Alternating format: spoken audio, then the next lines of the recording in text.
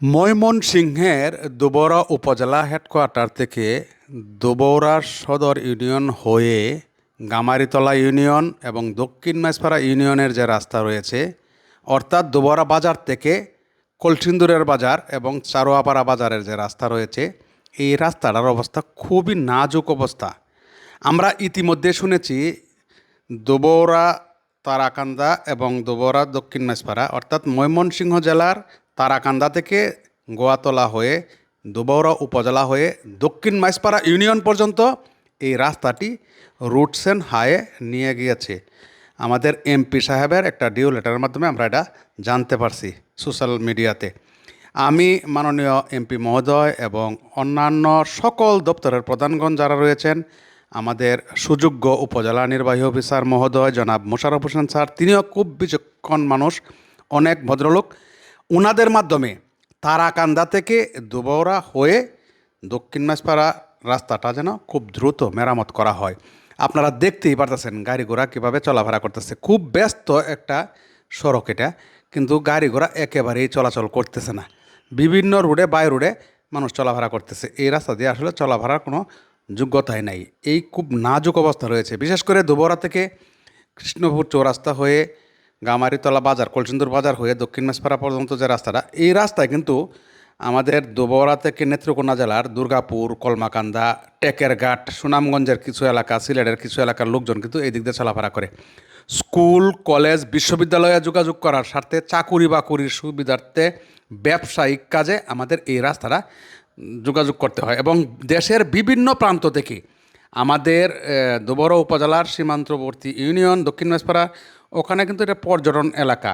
ওখানে চীনামাটির পাহাড় রয়েছে এবং দর্শনীয় অনেকগুলো স্থান রয়েছে। উঁচু উঁচু পাহাড় রয়েছে, মেঘালয়ের পাহাড় দেখার জন্য বিভিন্ন দূর দূরান্ত থেকে প্রচুর দর্শনার্থী কিন্তু এই রাস্তায় চলাফেরা করে। এই রাস্তার অবস্থা এতটাই নাজুক, মোটর সাইকেল, রিক্সা, অটো গেলেও খুব ভয় করে কখন উল্টে যায়। এই যে দেখেন একটা অটো যাচ্ছে, কী অবস্থা। এরকম খুব কষ্টের মাঝে আমরা রয়েছি। আমাদের অভিভাবক যারা রয়েছেন, প্রতিনিধিরা যারা রয়েছেন, এই দুবরা উপজেলার যারা নীতি নির্ধারক, তাদের কাছে উদারত আহ্বান থাকবে, অনুরোধ থাকবে, আপনাদেরকে আমরা প্রতিনিধি বানাই এবং আপনারা সরকারের বিভিন্ন দায়িত্বে রয়েছেন।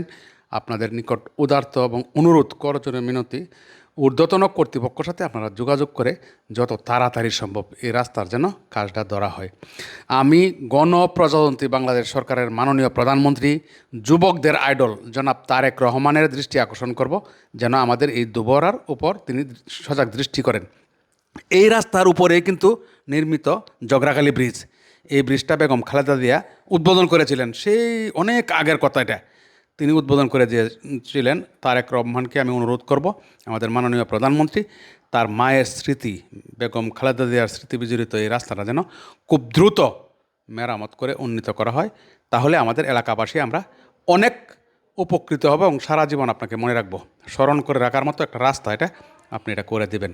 জনপ্রতিনিধি যারা রয়েছেন তারাও আপনাদের কাছে অনুরোধ রইল, আপনারা ঊর্ধ্বতন কর্তৃপক্ষের সাথে যোগাযোগ রাখবেন।